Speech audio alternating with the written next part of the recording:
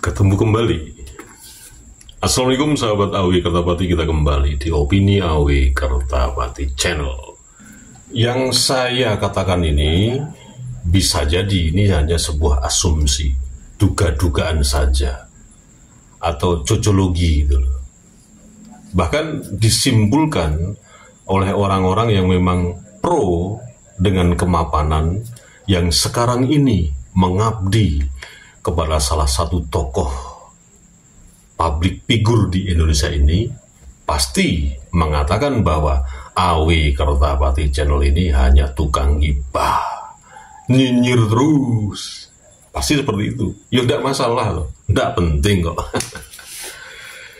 Saya masih yakin dari sekian orang yang melihat channel ini, kalau ada yang melihat ya, masih punya hati nurani, masih punya otak gitu loh, untuk berpikir lebih jernih, merasakan lebih mendalam, dan lebih memikirkan tentang kebenaran, bukan pembenaran gitu loh.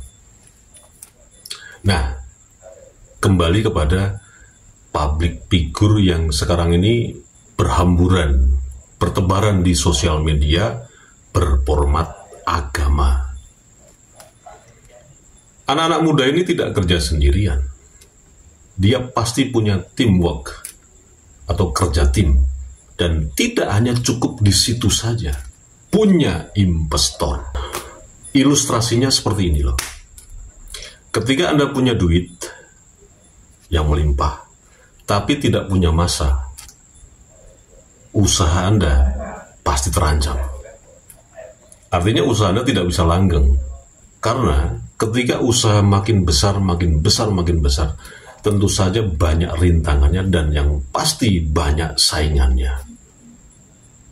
Nah, ketika Anda tidak mempunyai masa, bagaimana Anda mau dipercaya oleh penguasa meskipun Anda banyak uang?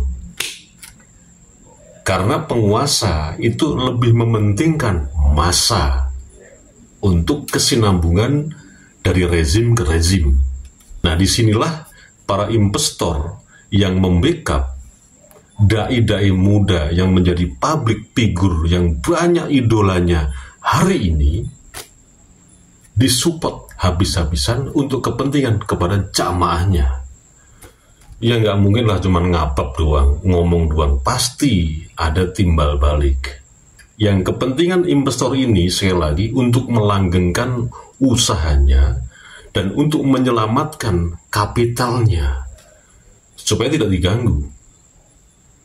Karena ini lingkaran setan yang betul-betul setan iblis jin demit iblis ini benar-benar.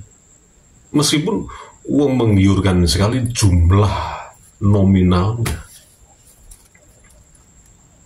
Dan ini erat kaitannya dengan anggaran pemerintah. Ya, Anda tahu kan berapa T setiap tahun itu?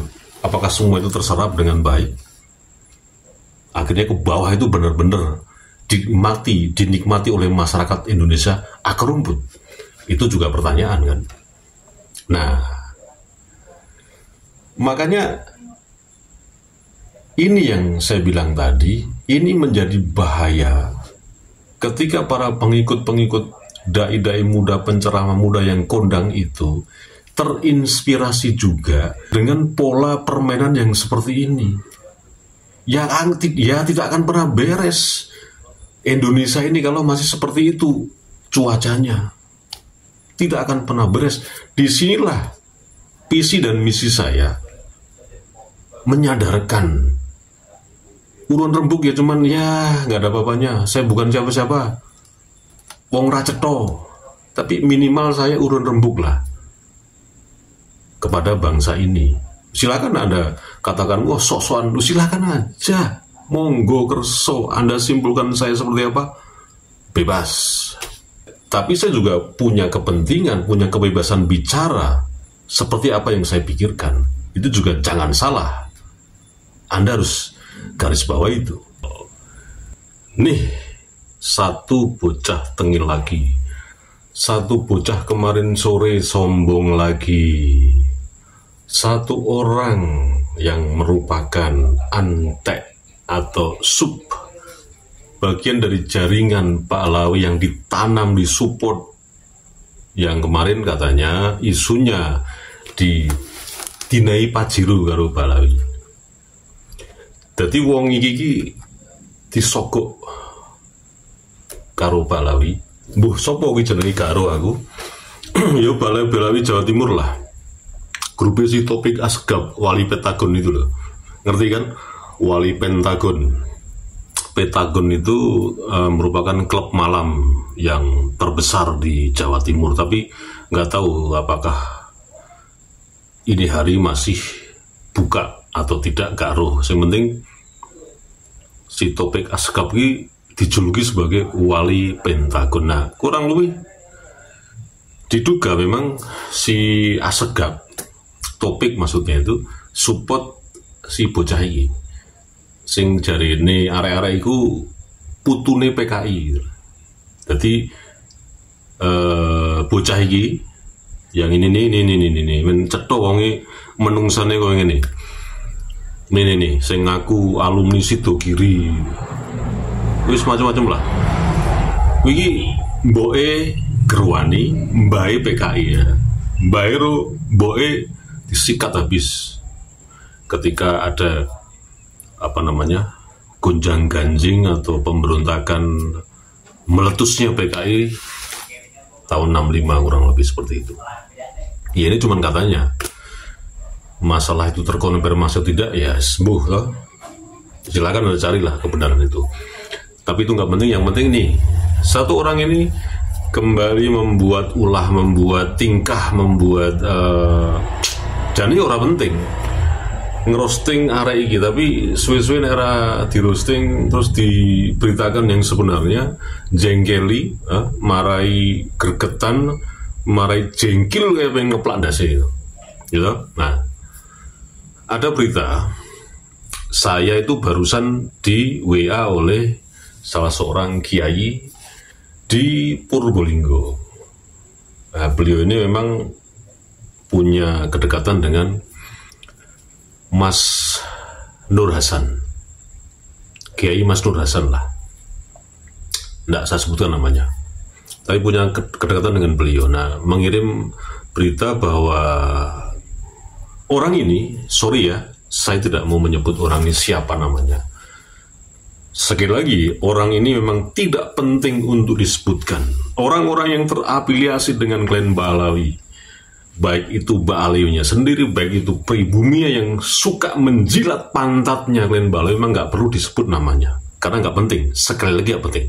Nah, orang ini kemarin ya ingin menyelenggarakan sebuah haul, sebuah acara peristiwa sebuah perhelatan yang katanya mengundang banyak orang di seluruh Indonesia. Artinya muhibul, muhcedul, muhibin, orang-orang bodoh, dungu, dan pekok bosok itu diundang di rumah orang ini yang akan menyelenggarakan katanya sih haul ibunya gitu loh, katanya seperti itu. Nah, cuman persoalannya di sini masalahnya.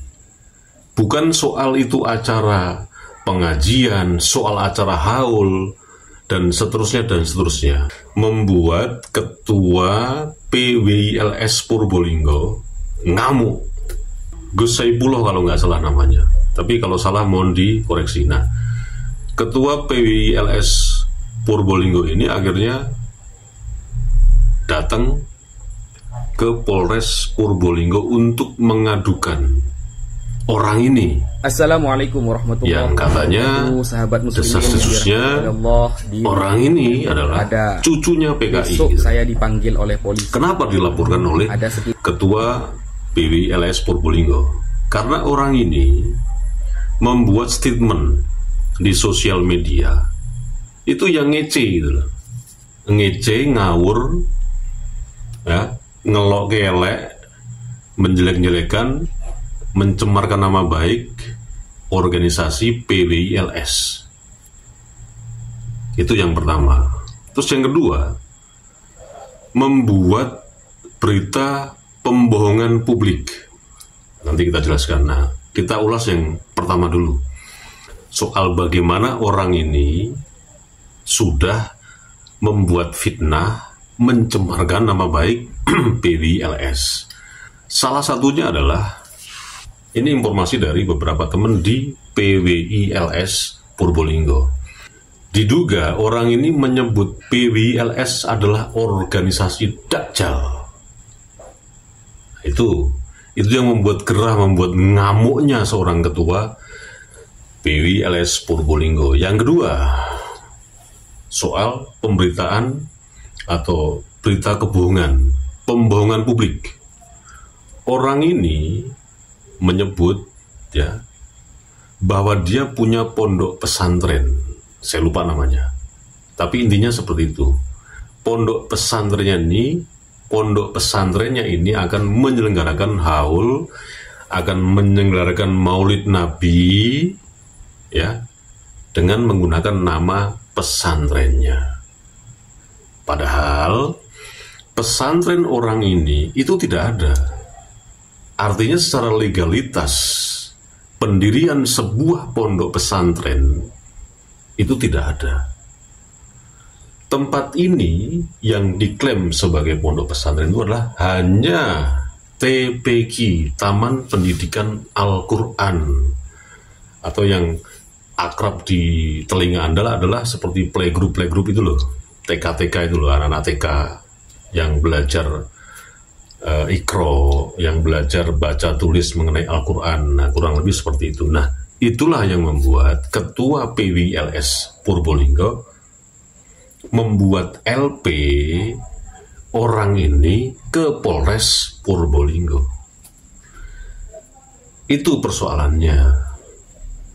Jadi ya bukan masalah terus PWI Purbolinggo melarang sebuah acara pengajian, melarang sebuah acara sholawatan, nggak ada. Memang orang ini sudah kurang ajar, sudah kemelinti, gedendasi, sombong, congkak, ya. Nanti Anda perhatikan deh videonya. Kalaupun Anda sudah melihat, tolong dilihat lagi ya. Nah,